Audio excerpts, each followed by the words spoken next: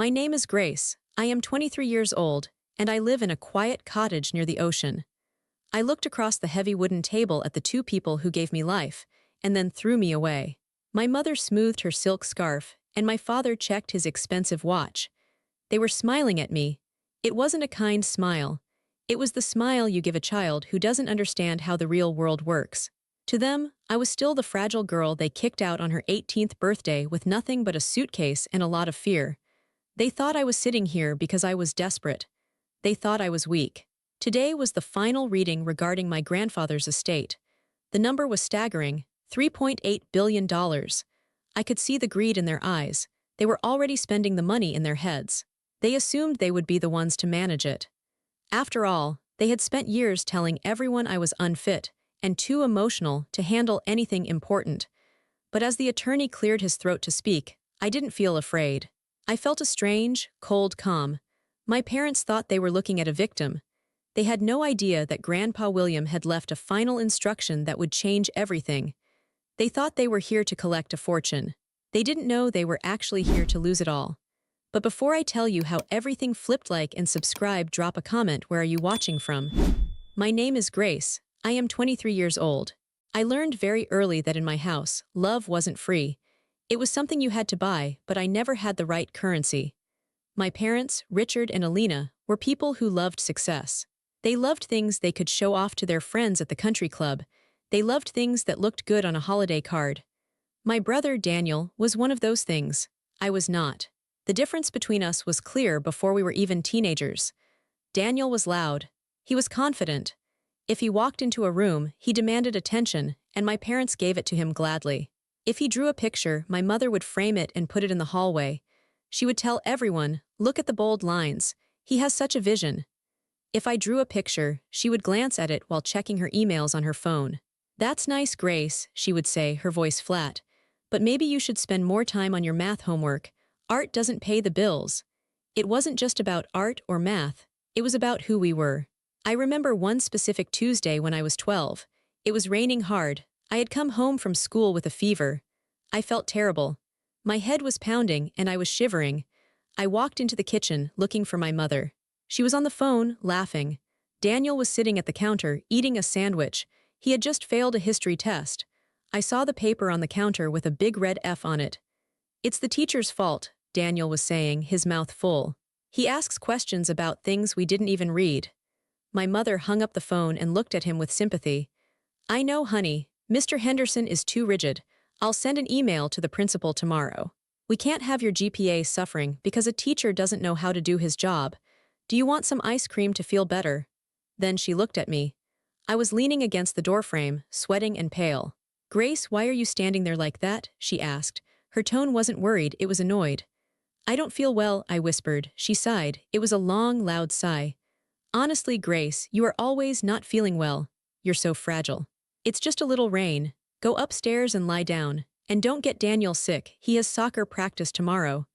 That was the dynamic. Daniel's failure was someone else's fault. My sickness was an inconvenience. As we got older, the gap became financial.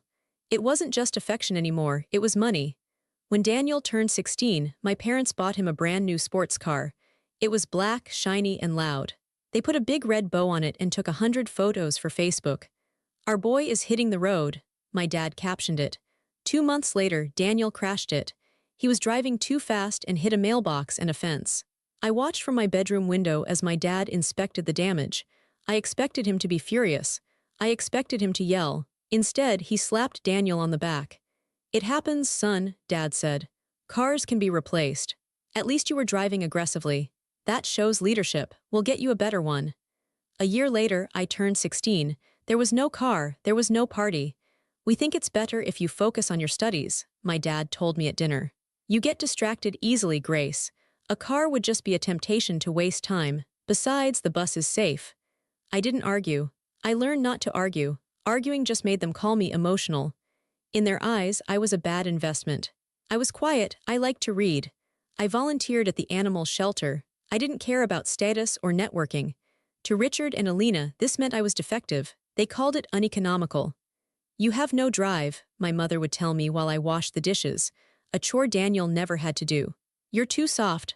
The world is going to eat you alive, Grace, and don't expect us to bail you out when it does. They were preparing me for failure. They wanted me to fail so they could be right. They wanted to point at me and say, "See, we told you she was weak." But I wasn't weak. I was just invisible, and being invisible gave me a lot of time to watch and a lot of time to hurt. The morning of my 18th birthday was a Tuesday. I woke up with a small knot of hope in my stomach. I knew better, but I still hoped. Maybe today would be different. 18 is a big number. It's the start of adulthood. I walked downstairs. The house was quiet. My parents were sitting at the dining table. It wasn't set for breakfast. There were no pancakes, no balloons, no presents. Instead, there was a folder. My father was wearing his business suit. My mother was dressed for a charity luncheon. They looked like they were about to conduct a merger, not wish their daughter a happy birthday. "Sit down, Grace," my father said. He didn't look up from his tablet. I sat. The chair felt cold and hard. "Happy birthday," my mother said, but she said it the way you say good morning to a stranger in an elevator. Polite but empty. "Thank you," I said. My father pushed the folder toward me. "You're 18 now. According to the law, you are an adult." "Yes," I said. "We have raised you," he continued. "We have provided food, shelter, and clothing. We have done our job. But as we have told you many times, we don't believe in supporting adults who don't show promise." I froze. "What do you mean?" "We mean that as of today, our financial obligation to you ends," my mother said. She took a sip of her coffee. "We're cutting you off, Grace." I looked from one to the other. I tried to laugh, thinking it was a joke. "Okay, but I'm still in high school. I have 3 months until graduation." "That's your problem to solve," Dad said. "We are done funding your lack of ambition. We've seen your grades. They're fine, but they aren't stellar. You don't have a business plan. You don't have a vision. We aren't going to pour money into a sinking ship." "Where am I supposed to go?" I asked. My voice started to shake. "You're smart enough to figure it out," Mom said. "Or maybe you aren't. This is your test. Sink or swim." "But what about Daniel?" I asked. I couldn't help it. "Daniel is 20. He's in college. You pay for his apartment. You pay for his tuition. You give him an allowance." My father slammed his hand on the table. The sound echoed in the big, empty room. "Do not compare yourself to your brother," he shouted. "Daniel is building a future. Daniel is making connections. He is an investment. You are just existing." "We've packed a bag for you," my mother added calmly. She pointed to the hallway. There was one suitcase standing by the door. It was my old suitcase, the one with the broken zipper. "You have an hour to collect anything else you need," she said. "We're changing the locks at noon." I stared at them. They weren't angry. They weren't sad. They were indifferent. To them, this was just a business decision. They were cutting overhead costs. I didn't scream. I didn't cry. I think I was in shock. I went upstairs to my room. I packed my clothes. I packed my books. I took the photo of my grandmother, my mom's mom, who had died years ago. I left everything else. When I walked out the front door, neither of them came to say goodbye. I heard the TV turn on in the den. They were already moving on with their day. I had $75 in my pocket from babysitting. I had nowhere to go. I called my friend Sarah. I was crying so hard I could barely speak. Sarah's mom let me sleep on their couch. I stayed there for 3 weeks. I got a job at a diner washing dishes. Then I got a second job cleaning offices at night. I finished high school while working 40 hours a week. I was tired all the time. My hands were chapped from the dishwater. My back ached from scrubbing floors. Meanwhile, I saw photos on Instagram. Daniel was on spring break in Cabo. My parents had paid for the trip. He was holding a drink, laughing, surrounded by friends. I was eating instant noodles and sleeping on a couch, wondering why my own parents hated me so much. For 6 months, I didn't speak to anyone in my family. I was too ashamed and too busy trying to survive. I was renting a tiny room in a basement apartment. It smelled like mold, and the heater didn't work well, but it was mine. Then my phone rang. It was a number I didn't recognize. "Hello," I answered, wiping a table at the diner. "Grace." The voice was deep and gravelly. It was my grandfather William, my father's father. I hadn't seen Grandpa William in years. My parents rarely visited him. They said he was difficult and old-fashioned. They only went to see him on holidays, and only because he was rich. They wanted to stay in his will. "Hi, Grandpa," I said. I felt a lump in my throat. "Where are you?" he asked. "I went to your parents' house. They said you moved out. They said you wanted to explore the world. But they wouldn't give me your number. I had to hire a private investigator to find you." I almost dropped the phone. You hired an investigator. I knew they were lying, he said. Richard is a bad liar. He sweats when he lies. Grace, meet me for dinner, tonight. I'm sending a car. I tried to say no. I was wearing my work uniform. I smelled like grease. But he insisted. That night I sat across from him at a quiet steakhouse. I felt out of place. But Grandpa William didn't care. He looked at me with sharp, blue eyes. He looked old, much older than I remembered. His hands shook a little when he held his water glass. Tell me the truth, he said. Why are you living in a basement? So I told him. I told him about the birthday, the suitcase, the business verdict. I told him about the 3 jobs. I told him how they compared me to Daniel. I expected him to tell me I should apologize to my parents. I expected him to say, well, they just want you to be tough. Instead, he reached across the table and took my hand. His skin was dry and paper-thin. They are fools, he said softly. I looked up, surprised. Richard has always been a fool, Grandpa said. He thinks money is character, he thinks noise is strength. He doesn't see you, Grace. I'm not like them, Grandpa, I said. I'm not good at business. I'm not aggressive. Good, he said firmly. Aggression is cheap, true strength is quiet. You have survived, haven't you? You didn't crumble, you are working, you are paying your own way. Do you know how much respect I have for that? He squeezed my hand. Daniel asks me for money once a week, Grandpa said. He comes to my house, drinks my scotch, and asks for a loan for some new idea that will fail in a month. You never asked for a dime. I wanted to, I admitted. I was scared. But you didn't, you figured it out.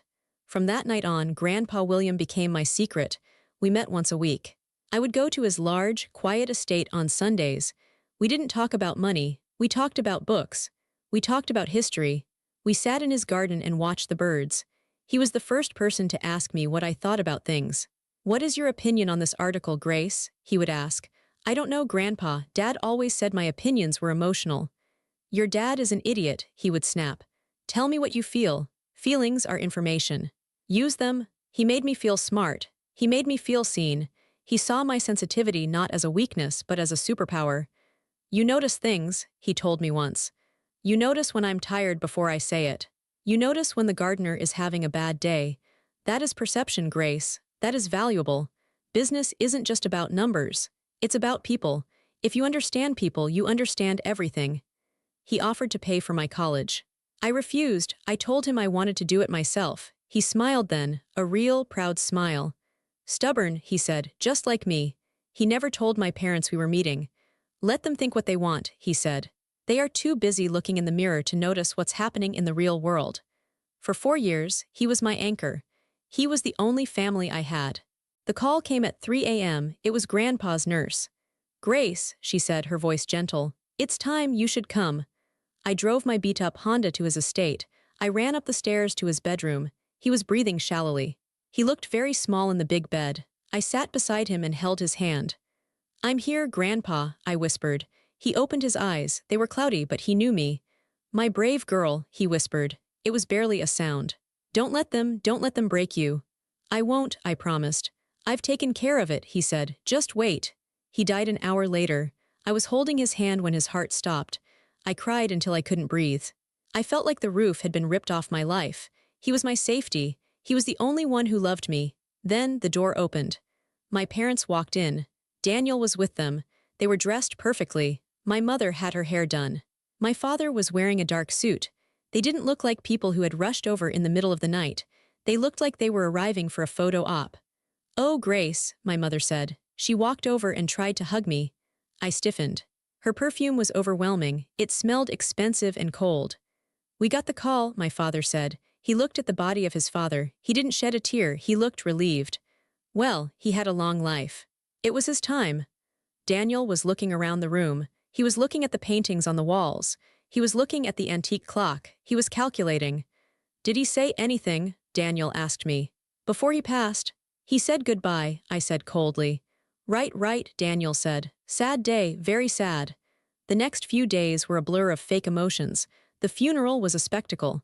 My parents rented the biggest cathedral in the city. They invited senators, CEOs, and celebrities. They stood at the front, accepting condolences, dabbing at dry eyes with handkerchiefs. We are devastated, I heard my father tell a business partner. My father was my hero. I will do my best to honor his legacy. I stood in the back. I wore a simple black dress. No one spoke to me. My parents didn't introduce me to anyone. To the guests, I was probably just an assistant or a distant cousin. But then something shifted. After the funeral, my parents came up to me. "Grace, honey," my mother said. She put her hand on my arm. She had never touched me so gently in my life. "You must be tired. Why don't you come stay at the main house tonight? We have plenty of room. We can be a family again." I looked at her. I knew exactly what this was. They knew the will reading was tomorrow. They knew Grandpa was worth billions. They didn't know what was in the will, but they wanted to make sure I was close. They wanted to make sure I was managed. If Grandpa left me anything, even a small amount, they wanted to be the ones to control it. They were grooming me. They thought I was still the desperate 18-year-old they threw out. They thought a little bit of fake kindness would make me fall to my knees in gratitude. "I'm fine at my apartment," I said. "Nonsense," my father said, smiling a smile that didn't reach his eyes. "We insist. Family should be together at a time like this. Besides, we have the reading tomorrow. We can all go together in the limo." "We're going to be so rich," Daniel whispered to me, grinning. "I mean, we're going to have so much responsibility. You'll see, Grace. Mom and Dad will take care of you now. You won't have to work those dirty jobs anymore." He said it like he was doing me a favor. Like he was offering a stray dog a bone. I looked at them, the three of them, a united front of greed. "Okay," I lied. "I'll come for dinner." I wanted to see it. I wanted to see their faces when they thought they had won. And I wanted to be there when they lost. The attorney's office smelled like old paper and expensive leather. It was a large room in a high-rise building downtown, overlooking the city. My parents, Richard and Alina, sat on one side of the massive mahogany table. Daniel sat next to them. They looked like a team, a hungry, united team. I sat on the other side, alone. Mr. Sterling, Grandpa's personal attorney for 40 years, sat at the head of the table. He was a serious man with gray hair and wire-rimmed glasses. He didn't smile when we walked in. He just nodded at me. "Let's begin," Mr. Sterling said. He opened a thick leather binder. My mother adjusted her pearls. She leaned forward. "We know this is a formality, Mr. Sterling. We know Father intended for Richard to manage the assets. We are ready to sign whatever is necessary to expedite the process." Mr. Sterling looked at her over his glasses. "Mrs. Holloway, please let me read the document." My father tapped his fingers on the table. "Get on with it then." Mr. Sterling began to read. He went through the standard legal words, being of sound mind and body, revoking all prior wills. Then he got to the assets. "The total value of the estate," Mr. Sterling said, pausing to look at a paper, "including real estate, stocks, bonds, and liquid cash, is valued at approximately $3.8 billion. The room went silent. My father's eyes widened. Daniel actually licked his lips. My mother let out a small, breathless sound. It was more money than even they had expected. They were already rich, but this was empire money. This was change-the-world money. "To my son, Richard," Mr. Sterling read.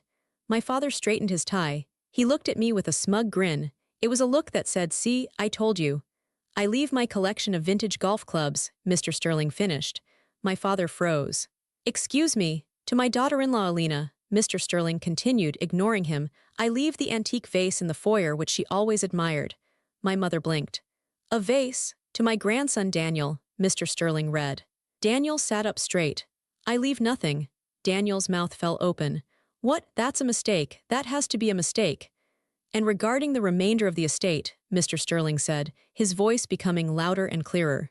"The entire sum of $3.8 billion, along with all properties, holdings, and intellectual rights, I leave to my granddaughter, Grace Holloway."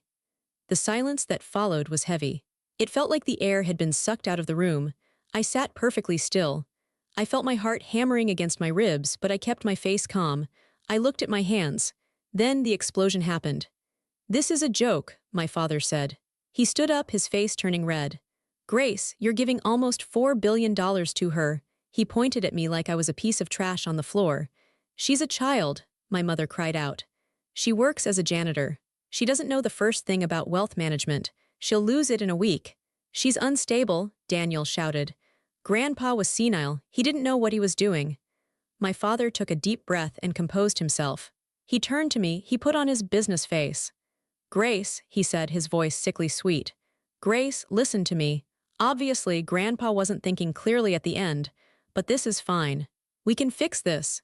He walked around the table and stood behind my chair. He put his hands on my shoulders. His grip was tight, too tight. "You are clearly overwhelmed," he said. "You can't handle this kind of pressure, sweetheart. It's dangerous. People will try to use you, but don't worry. Mommy and I will step in. We will manage the trust for you. We'll give you a very generous allowance. You can quit your little jobs. You can travel. We'll take the burden off your shoulders." My mother nodded eagerly. "Yes, Grace, we'll handle the heavy lifting. You just sign the power of attorney over to your father. It's for your own good." They were doing it again. They were treating me like I was stupid. They thought I would be so grateful for their attention that I would hand over $4 billion just to make them smile. I looked at Mr. Sterling. He was watching me. He was waiting. "I don't want you to manage it," I said. My voice was quiet, but it didn't shake. "Excuse me," my father said. His smile faltered. "I don't want your help," I said, louder this time. "I don't need an allowance, it's my money. Grandpa left it to me." "You ungrateful little brat," my mother hissed. The mask dropped instantly. "We are your parents, you owe us." "I owe you nothing," I said. "You cut me off, remember. A business verdict." My father's face turned purple. "You will sign that paper, Grace, or so help me God, I will bury you in court.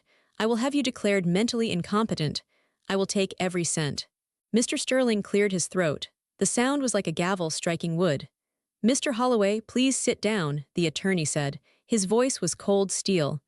"I am talking to my daughter," my father snapped. "You are threatening the sole beneficiary," Mr. Sterling said. "And you are doing it prematurely. I have not finished reading the will." My father paused. "What else is there?" "Turn the page," Mr. Sterling said to himself, though he knew the words by heart. He looked directly at my parents. "William Holloway anticipated this reaction," Mr. Sterling said. "He knew you well, Richard. He knew you would try to bully Grace. He knew you would try to take control. So he added a specific set of clauses. They are ironclad." Mr. Sterling began to read again. Clause 4. Independence of the beneficiary. Under no circumstances is the estate to be placed under the management, oversight, or trusteeship of Richard Holloway, Alina Holloway, or Daniel Holloway. Grace is to have full autonomous control immediately. My parents looked like they had been slapped. Clause 5. The interference penalty, Mr. Sterling read. He looked up to make sure they were listening. "If Richard, Alina, or Daniel attempt to contest this will, if they attempt to file for guardianship of Grace, or if they attempt to coerce her into signing over assets, they are to be immediately and permanently disinherited from any family trusts previously established. Furthermore, Grace is instructed to dissolve the family charitable foundation, which Richard uses for his public image, and redirect all funds to animal shelters." My father sat down heavily. He looked like he was having a heart attack. The foundation was his pride and joy. It was how he got into all the fancy parties. "He can't do that," my father whispered. "He can, and he did," Mr. Sterling said. "But there is one more thing, a personal letter. He wanted me to read it to you." Mr. Sterling pulled out a single sheet of paper. It was handwritten. I recognized Grandpa's shaky script. "Dear Richard and Alina, you are probably angry. You are probably wondering why I chose Grace. You think it is a mistake. It is not. I watched you for years. I watched you ignore the only child you had who possessed a kind heart. I watched you throw her away because she didn't fit your image. You value money more than blood. You value status more than love. I chose Grace not because she is my granddaughter, but because she is a good person. She struggled and you let her. She starved and you ate well. She needed you and you turned your backs. You think she is weak because she is quiet. You are wrong. She is the strongest of you all. She survived your neglect without becoming bitter. That is a miracle. The money is hers. If you want anything from her, you will have to learn to ask. And for the first time in your lives, you will have to accept that she has the power to say no." "William." The room was silent for a long time. Daniel was the first to speak. He looked at me, his eyes wide and terrified. "Grace," he said. "Grace, look, I know I was a jerk sometimes, but we're siblings. You wouldn't really cut me out, right? I have loans. I have the car payments. You'll help me, right?" I looked at him. I remembered him laughing while I washed dishes. I remembered him crashing his car and getting a new one while I took the bus. "I don't know, Daniel," I said calmly. "I'll have to think about it. It might not be a good investment." He flinched. It was the exact phrase our father had used on me 1,000 times. My father stood up. He didn't look at me. He looked at Mr. Sterling. "We'll see you in court." "I wouldn't recommend it," Mr. Sterling said dryly. They stormed out. My mother was crying not tears of sadness but tears of rage. Daniel followed them like a lost puppy. I stayed in the chair. Mr. Sterling closed the binder. He smiled at me, a genuine, warm smile. He was very proud of you, Grace, he said. Now, shall we get to work? They didn't listen to the warning. Their greed was too strong. 2 weeks later, I was served with a lawsuit. My parents filed a petition claiming I was mentally unfit to manage the estate. They claimed I had undue influence over Grandpa in his final days. They claimed I had manipulated a senile old man. It was a lie, a nasty, public lie. The trial became a spectacle. My parents hired a team of aggressive lawyers. They gave interviews to the press. "We are just concerned for our daughter," my mother told a reporter, wiping away a fake tear. "She has a history of emotional instability. This kind of money is a burden. We just want to protect her." I didn't give interviews. I didn't go on TV. I just listened to Mr. Sterling. "Let them talk," he said. "The truth is in the evidence." The day of the final hearing, the courtroom was packed. My parents sat with their lawyers, looking confident. They thought they were going to win because they always won. They were rich, powerful people. I was just Grace. Their lawyer stood up. He was a loud man who liked to pace around. "Your Honor," he said, "Grace Holloway is a fragile young woman. She has worked menial jobs for years. She has no education in finance. She was estranged from the family. Suddenly, she appears at the grandfather's deathbed and walks away with billions. It is clear manipulation." He called my mother to the stand. She cried. She told the judge I was troubled and confused. Then it was Mr. Sterling's turn. He didn't pace, he stood still. "Your Honor," he said, "the petitioners claim they are motivated by love and concern. I would like to submit evidence A." He projected an email onto the screen in the courtroom. It was from my father to his financial advisor, dated 3 years ago. Subject: the girl, body. "Don't worry about Grace. We cut her off. She's sinking. She'll be begging to come back in a year and then we can control her terms. Focus on Daniel's trust." My father's face went pale. The courtroom murmured. "And evidence B," Mr. Sterling said. It was a log of visitors to Grandpa's estate. "In the last 4 years of William Holloway's life," Mr. Sterling said, "Grace Holloway visited him 208 times. She spent every Sunday with him. She took him to doctor appointments. She read to him." He turned to the jury. "Richard and Alina Holloway visited him 12 times, mostly on holidays, and usually for less than an hour." Mr. Sterling looked at my parents. "This is not a case of a granddaughter manipulating an old man," he said. "This is a case of a granddaughter being the only one who actually loved him. And now the people who ignored him want to steal what he gave her."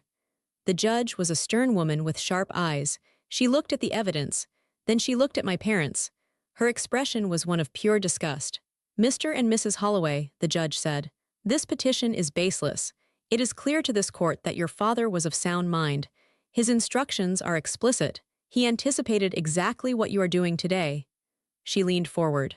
"Not only am I dismissing this case," she said, "but I am upholding the interference penalty clause in the will. By filing this frivolous lawsuit, you have triggered your own disinheritance from the family trusts. You have effectively sued yourselves out of your own safety net." My mother gasped. My father looked like he had been punched in the stomach. "The estate belongs to Grace Holloway," the judge ruled. "Case closed." I walked out of the courtroom. Reporters were shouting questions. Cameras were flashing. My parents were arguing with their lawyers in the corner, looking panicked. I didn't stop. I walked straight to my car. I didn't feel giddy. I didn't feel triumphant. I just felt clean. The truth was out. Everyone knew who they really were. They didn't listen to the warning. Their greed was too strong. 2 weeks later, I was served with a lawsuit. My parents filed a petition claiming I was mentally unfit to manage the estate. They claimed I had undue influence over Grandpa in his final days. They claimed I had manipulated a senile old man. It was a lie, a nasty, public lie. The trial became a spectacle. My parents hired a team of aggressive lawyers. They gave interviews to the press. "We are just concerned for our daughter," my mother told a reporter, wiping away a fake tear. "She has a history of emotional instability. This kind of money is a burden. We just want to protect her." I didn't give interviews. I didn't go on TV. I just listened to Mr. Sterling. "Let them talk," he said. "The truth is in the evidence." The day of the final hearing, the courtroom was packed. My parents sat with their lawyers, looking confident. They thought they were going to win because they always won. They were rich, powerful people. I was just Grace. Their lawyer stood up. He was a loud man who liked to pace around. Your Honor, he said, Grace Holloway is a fragile young woman. She has worked menial jobs for years. She has no education in finance. She was estranged from the family. Suddenly, she appears at the grandfather's deathbed and walks away with billions. It is clear manipulation. He called my mother to the stand. She cried. She told the judge I was troubled and confused. Then it was Mr. Sterling's turn. He didn't pace, he stood still. Your Honor, he said, the petitioners claim they are motivated by love and concern. I would like to submit evidence A. He projected an email onto the screen in the courtroom. It was from my father to his financial advisor, dated 3 years ago. Subject, the girl, body. Don't worry about Grace. We cut her off. She's sinking. She'll be begging to come back in a year and then we can control her terms. Focus on Daniel's trust. My father's face went pale. The courtroom murmured. And evidence B, Mr. Sterling said. It was a log of visitors to Grandpa's estate. In the last 4 years of William Holloway's life, Mr. Sterling said, Grace Holloway visited him 208 times.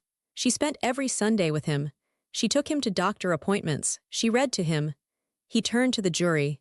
Richard and Alina Holloway visited him 12 times, mostly on holidays, and usually for less than an hour. Mr. Sterling looked at my parents. This is not a case of a granddaughter manipulating an old man, he said. This is a case of a granddaughter being the only one who actually loved him. And now the people who ignored him want to steal what he gave her. The judge was a stern woman with sharp eyes. She looked at the evidence. Then she looked at my parents. Her expression was one of pure disgust. Mr. and Mrs. Holloway, the judge said, this petition is baseless. It is clear to this court that your father was of sound mind. His instructions are explicit. He anticipated exactly what you are doing today. She leaned forward. Not only am I dismissing this case, she said, but I am upholding the interference penalty clause in the will. By filing this frivolous lawsuit, you have triggered your own disinheritance from the family trusts. You have effectively sued yourselves out of your own safety net. My mother gasped. My father looked like he had been punched in the stomach. The estate belongs to Grace Holloway, the judge ruled. Case closed. I walked out of the courtroom. Reporters were shouting questions. Cameras were flashing. My parents were arguing with their lawyers in the corner, looking panicked. I didn't stop. I walked straight to my car. I didn't feel giddy. I didn't feel triumphant. I just felt clean. The truth was out. Everyone knew who they really were. 6 months later, I found myself driving through my old neighborhood. I didn't plan to go there. I was just driving, enjoying the feel of my car, a safe, reliable SUV that I had bought with my own money. I turned onto the street where I grew up. The houses were huge and imposing. The lawns were perfectly manicured. It all looked so perfect on the outside. I stopped in front of my parents' house. It looked smaller. When I was a child, that house felt like a fortress. It felt like a prison. I used to look at those windows and feel a pit of dread in my stomach, wondering what I had done wrong, wondering why I wasn't enough. Now it was just a pile of bricks. I saw a car in the driveway, my father's car. It was dusty. He used to keep it spotless. I imagined them inside, probably sitting at that long dining table, probably arguing about money, probably blaming everyone but themselves. They were trapped in that house with their bitterness. I rolled down the window. The air smelled the same, like cut grass and sprinklers. But I felt different. I wasn't the girl with the suitcase anymore. I wasn't the victim. Grandpa William didn't just leave me money. The billions were nice, of course. They bought safety. They bought time. But his real gift was the truth. He gave me permission to see my family clearly. He gave me the evidence that I wasn't crazy, I wasn't weak, and I wasn't unlovable. He validated my reality. I realized then that I didn't hate them. Hate takes too much energy. Hate is an attachment. I felt indifference. I didn't want to punish them anymore. Life had already punished them. They had lost the only 2 people who would have loved them for free, me and Grandpa. Now they were alone with their things. I put the car in gear. My phone buzzed. It was an email from the director of the youth shelter we had just opened. Grace, the new beds arrived. The kids are so happy. Thank you. I smiled, a real smile. I looked at the house one last time. Goodbye, I whispered. I didn't say it with anger. I said it with relief. I drove away, watching the house shrink in my rearview mirror until it was just a speck, and then it was gone. The road ahead was wide open. The sun was setting, painting the sky in colors of purple and gold. I turned on the radio and sang along to a song I liked. I was free. I finally understood what Grandpa meant. The best revenge isn't destroying your enemies. It's living a life so full, so happy, and so complete that they simply cease to matter. I didn't take anything from them. I just stopped letting them take from me. And for the first time in my life, I chose peace on my own terms.